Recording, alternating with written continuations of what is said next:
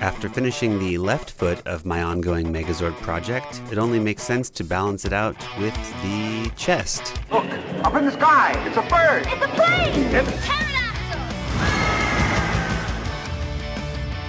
That's right, I'm making a pterodactyl starting with whatever this thing is. If you know what it is, please let me know. I'll give you a wow. I picked it up on one of my trash excursions, except that's not it. This is a telescope, but the finding of it was very similar. The first step is to sand this thing to better prepare it for glue later. Then this section right here I'm calling the pterodactyl neck. I'm cutting it off so that I can just reattach it again, but this time using some dollar store knot Lego. The plan is to use a couple of these pieces so we can go full-on transformer between flying reptile mode, but then fold all the parts in to become glorified robot chest armor. Alright, that works pretty well, but what junk to use next? Let's check my newly opened P.O. box. You all really came through and sent me 50+ pounds of lovely junk, which I spent several hours organizing into this multi-level department store of bits that I can shop at whenever I like. This isn't exactly the mall, is it? Up in the penthouse suite where all the Gunpla bits live, this little dragon head and a shield piece can be assembled to create a pterodactyl beak. Then, in a series of quick shots that was much more tedious junk engineering than it looks, including several weeks of Fusion 360 to fully understand and master the mechanics of hinge joints, followed by a summer internship at the Hinge Factory, which led to me adding another faux Lego joint so that the head and neck could be fully folded in behind the chest. Excuse me, but will somebody come back to Earth and pick me up, because I am totally confused. It's quite simple, my dear. To add more head to the back of this beak, someone sent me a couple classic spray bottle parts. I mean, they didn't send it specifically for this, that would be oddly prescient of them. But I'm very thankful because this spray bottle trigger seems like it was destined to become a pterodactyl head crest. Speaking of other garbage that I am thankful for, here's a smattering of bits sent in by a few trash collectors. Watch as I demonstrate the incorrect way to use a saw to bisect this superglue cap. Once halved, it makes a nice spine ribcage heatsink thing for the back of the neck.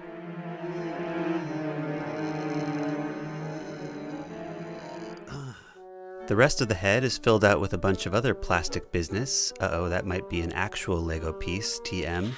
The main goal, as always, is to disguise the fact that I'm using a straight-up spray bottle trigger by surrounding it in other eyeball distractions. Speaking of eyeballs, the pterodactyls would go right here, but in the case of a robot pterodactyl, it's a conveniently pre-painted windshield behind which a Pink Ranger might sit while she pilots this thing. And it's important to weather seal this window with a strip of EVA foam. Let's take a moment to assemble this beautiful airplane model I found at a thrift store. Then chop off those wings because I'm not going to pass up the opportunity to use actual plane wings if I have them. I want these to be able to fold in and out, and I have just the thing to add rotation. These educational pipe toys for ages 3 and up. Oh, nice. These wings are already compatible with these pipe toys. The problem is the center of rotation is actually over here. Oops, oops. After clearing some real estate, the rotation point is now perfectly placed. Then for the other side, I cut this pipe toy at an angle, then made 50 micro adjustments off camera until it was a perfect fit.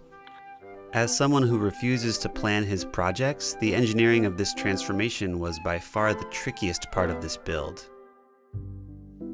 As a huge fan of Hayao Miyazaki's airship designs, I definitely wanted to include some Ghibli-isms into this pterodactyl. What a superb ship! Namely, I want this pterodactyl to be propeller-powered. I'm thinking 2 sets mounted roughly right here. Luckily, fellow creator and crafter Blandco sent me a treasure trove of model kits, including this scale RMS Titanic. Ah, what a fine ship. Sure, these propellers are meant for the water, and the scale isn't exactly right next to a person, but, you know, close enough.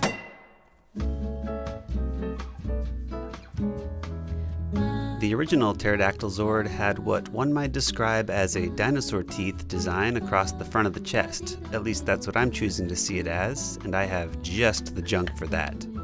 This Costco deli tray has a 10 out of 10 teeth motif. though the pinwheel sandwiches it contained were maybe a generous 6 out of 10. They were pretty good. I still gobbled those sandwiches up. This is the glossiest plastic on Earth, so sanding is mandatory. Every tooth, every angle, as is the proper brushing technique. Then I trimmed this sandwich tray into a vaguely smile-shaped piece of plastic and glued it around the chest. We'll return to the dino teeth soon, but for now, let's start filling out the tail section. Someone sent me what looks like the race car bed equivalent of a soap dish. It's got a nice spoiler on the end, which will make a great pterodactyl tail, also known as a pterodactyl. To help stabilize this pterodactyl stabilizer, I'm bulking it out with various pieces of dollar store toys and random chunks of model kits. But if those pieces don't puzzle piece together just the way you want them, you can shave away some extraneous material to make every edge forced together look like a happy accident. This chest junk collage isn't finished just yet, but now I'm going to suddenly switch over to the other side, because off camera, my raccoon hand stumbled upon this perfect Gundam collar. It makes a nice little nook to slot in the pterodactyl head when it's down in fold mode. Oh, and here's a sequence where I glued a piece of foam board to the chest with the intent of adding another plastic panel over the top of it, but because of my scatterbrained building, we'll come back to it later, don't worry about it. Unlike the original pterodactyl Zord, I want to give this bird some drumsticks. So here's a dragon head. But for the rest of the leg, I've recently spent an obscene amount of time staring at everyone's junk they sent me, so I know exactly what I'm looking for. These whatever these things are, which might actually already be robot legs from some model kit. We're gonna need some hip rotation, so it's pizza time. Mini pizzas come with a free plastic table. It's the last bastion of a free prize in every box. Important update, I just got back from a thrift store run where I found a pack of 100 pizza tables for $1.99. But I decided to leave it there because no one should wield that kind of power. $1.99? Are you out of your mind? Anyway, we're gonna use these pizza table legs for the hip rotators. Someone sent me this plastic buckle from their baby's car seat, and it has the perfect complement to the other 2 foot talons. After gluing down the pizza rods, these 2 legs can be fully extended for swooping down to roost, or folded up into the chest cavity when we go full Megazord mode. Speaking of Megazord mode, we'll need 2 connectors right here for when the pterodactyl swoops down and becomes the pecs for the T-Rex. I'm dipping back into my bin of not Lego and gluing on 2 clips that will line up perfectly with the currently non-existent T-Rex Zord. But we can't just have naked not Legos hanging out freely like this. We need to blend them in with various pieces of plastic and model pieces. I don't know what the in-world function of these pieces would be, probably nothing, but it solves a secondary goal of dressing up a plain wing with something slightly more steampunkish. Whoops. I'd say that's enough wing business for now. Back over at the bod, there are 2 leftover conical spaces just screaming to be filled with superglue caps. I cut them at an angle because that's what I needed to do, and then slotted them in. This is leg armor, meant for human legs. It doesn't fit pterodactyl legs, but it does fit right here. Time to fill out the back of the bird with an observation deck, starting with the spinning rotor from a helicopter that isn't doing its current job very well. Ow. After using a blade to trim these helicopter blades, they'll provide the supports to elevate the actual platform, which is inside here. Oh, actually it's under here. It's the metal grating texture on the bottom of this takeout box. After a light sanding and removal of any dried teriyaki sauce, it makes a perfect platform. And that's all we'll need from you. You're going to the trash. No. A few minutes ago in video time, I slapped on this piece of craft foam. It's time to finish it with a soap bottle because it has perfect chest curves.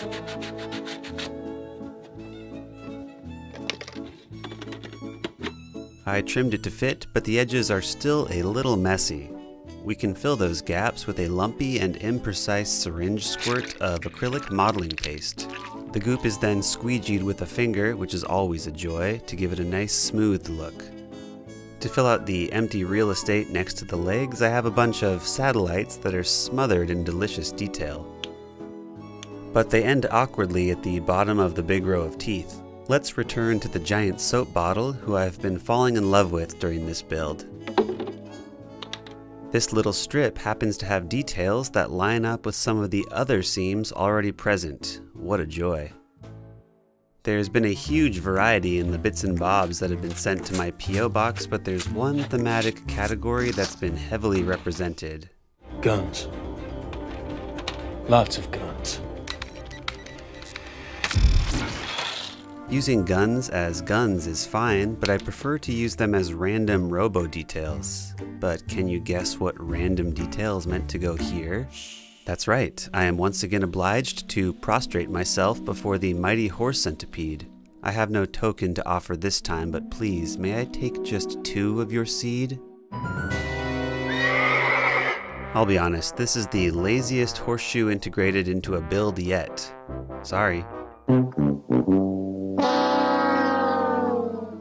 The big yellow spoiler on the back of the pterodactyl is still just a big hunk of undetailed plastic. It needs a bouquet of greeblies to add some visual noise and help tie everything together. To that end, I'll need to surgically remove the pterodactyl's cloaca on the front. This will make room for the dollar store jetpack. I really like the elf ears on this Gundam head. They're the perfect shape to fully encapsulate the rest of the teeth motif. Gunpla fans, hit that like button if you hate seeing me destroy perfectly good Gundam kits. Model kit pieces are great, but sometimes they're a bit too specific, and nothing can compare to a finely trimmed piece of soap bottle plastic. But it's even better when 2 worlds collide. Sure, I could put this plain old piece of plastic packaging here, but what if there was a Gundam fist punching out of a hole through the plastic? Now it's a sci-fi event that the uninitiated will never know are actually secret fingers. Secret fingers. Hey, speaking of fingers, it's time for rivets using rhinestones, which are a product originally intended for bedazzling fingernails. Based on my purchase history, I estimate I've used about 13,000 rhinestones to add rivets to various projects. If the average fingernail uses about 30 rhinestones for nail art, that means I could have used these rhinestones to glitz up 566 fingers. Wow, but I don't have nearly enough fingernails to bedazzle, so basically what I'm saying is... Do your fingernails! And that'll do it for the detailing, except for one final spot on the pterodactyl's beak. It still has eyeballs left over from when it was a dragon, but we can fill those up with my goop syringe, and a little finger squeegee too. And a little piece of foam to squeegee it smooth. And with that, we are on to painting. I'm starting out by slathering everything that is foam in a protective coat of Mod Podge and black paint, before hitting the whole pterodactyl in a coat of black primer. Ooh, wow, now it's cohesive garbage. At this stage, I like to hit everything with a silver dry brushing, so I'm breaking out a piece of scrap cardboard where a murder scene happened and wiping off most of the paint before brushing the Costco plastic teeth with a silver highlight. And then fast forward through all of this because we're just repeating that same step across the whole Zord until it's got that tarnished steel look. And now we need to talk about something serious. While the pterodactyl is piloted by the Pink Ranger, the Zord is almost entirely red. One could argue that this was done for aesthetic reasons to have a more cohesive Megazord color palette, but one could also argue that the original creators were cowards and were operating under the no pink toys for boys belief. I, by extension, am also a coward and bound to my nostalgia, so I'm painting it mostly red. I'm using the scratch bashing technique called Just Don't Paint the Edges, or JDPT, in order to maintain the silver edges so that each panel pops and makes this thing look heavily battle weathered. It still feels a little weird to only paint this thing red and white, so you know what, since this is the Zord for the Pink Ranger, it wouldn't be complete without fuchsia. Perfect! A little pink for my palette! Since the bottom side, aka the Megazord's pecs, is already painted red, we'll keep the pink to just the top side. I like all of the silver as the more heavily featured color, but maybe just a few more panels could be pink. And maybe a little bit on the wings. That's not too much pink, right? Too much pink energy is dangerous. We'll finish off with a little yellow energy, maybe spice it up with a little gradient energy, then pick out a few select metallic details and highlight them with some copper energy, before breaking out my nasty can for an oil wash. Gross. What do you suppose that stuff is? I don't think I want to know. It's a mixture of mineral spirits and burnt sienna oil paint to give any areas of exposed metal, but especially the rivets, a tasteful amount of rust. One could argue that the actual Zords are made out of anti-rust alien technology, but not these Zords. Best I can tell after a rewatch is that Zords are stored in the dirt, and they emerge from the dirt every episode. So after 10,000 years, I expect a Zord to look like a brittle, rusty nail. Don't forget to use the cracks to your advantage and let the juice flow where they may, as I always say. And this Zord is moving fast, so I'm adding some oil lines streaking off the wings in the wind direction. After letting it dry, I went back with a makeup sponge to smear the oil wash into more of a grime gradient. That brings us to assembly time for this bucket of bird parts. Stay tuned for a whole slew of Patreon shoutouts, but until next time, which is hopefully a shorter time than between last time and this time, it's morphin' time. Yeah, see ya. Pterodactyl! Yogi and Birds, Cloudhead, Taylor, Mellow Ella, Ruby Joe, Windy Cool, and Jack and Willa, Erin, Laden, Doja, Vic, Soul, Regis, Dustin, Asen, John and Haley, Nick B, Chloe, Canary, Elsa, Bomber Spooks, Rachel Barker, Helena, Cat Burglar, Stephen Calvert, Anxiety, Goblin, No Koi Koi, Jen, Gaston Nation, Who's a Good Boy, Amnesty Lodge, Amber Blake and Cam, Thomas, CC, and Arturo, Pudding, Panda, Rin, Scrape, Ben, Justin, Martin, Jens, Hyperfixation Station, Dixon and Ada, Christine, Grace, Carrie, Ming, Sun, Eldridge, Weevil, Chiro, Melee, MK, Yave, Mage King, Ubessa, Doomin, Sam, Samoa, Rachel, I Can Be November, Ocean, Alyssa, Ubessa, Hannah, and Joshua, Zara, Aria, and Isla, P, BSP, Wiki, Enigmatic Potato, Breadsticks, Ellen, Mandakilo, Zucchini, Poppy T, Duplo, Dominator, Imagination, Zaccaroni, Vivo, Jamie Green, Hud, Chucky J, Jenny Waboom, Henry Hawk, Ryan J, Wild Twist, Leans Beef, Cake, Killin' H, The Blue Pixeling, Entertainment, Froggy Frank, George, Andrew, Peter, James Lester, Carol Wilson, Katie Parsons, Travis Neller, Haley, Graham, Jensen, Welton, Turn Up the Beat, Baby, Feline, Petty, and Green, Schmeek, Casey and Travis, Shilling, Jelly Beans, Molly, The Beautiful Season, Nanubly, Shannon C, Sin, Celticus, Audrey Eccleberry, Millie and Spud, Potato Fairy, Terrible Trio Creation, Zach Sharon, Scooty 2, Fergie, Sasha Shotsco, Harris, Silly Goose, Hunter, Alvin Den, Otter, Big Shitter, Kilgore, Dana Taylor, Alexa, Rive, Stephanie, Underwood, Beardless Props, Could, Would, Should, Emily, Tompkins, Stellar Kelly, Brandon and Kim are getting married. Congrats, you two. Congrats. Congratulations.